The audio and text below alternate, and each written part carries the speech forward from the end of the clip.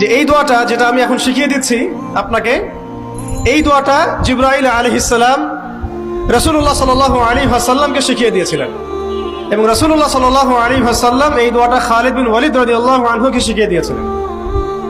তো শোনার এবং শেখার খুব আগ্রহ ছিল, তা আমি লিখে নিচ্ছিলাম এবং নোট করছিলাম। এই দোয়াটা যদি আপনারা পড়তে পারেন, ভবিষ্যতের যে কোনো শঙ্কা, আশঙ্কা, বিপদ আপদ, বালা মুসিবত, এই বিষয়গুলোর ব্যাপারে আল্লাহর পক্ষ থেকে একটা সাকিনা এবং সুকুন হৃদয় নাজিল হবে ইনশাআল্লাহ। একটু বড়, যেহেতু এখানে তালেবে ইলমগণ অনেক, তারা তো শুনলেই মুখস্থ করতে পারবেন, তাই আমি নোট করে আনছি। এবং জ্ঞান তো লুকিয়ে রেখেও লাভ নাই, প্রচার করলেই লাভ, আপনারা আমল করলে আমি নাকি পাবো ইনশাআল্লাহ।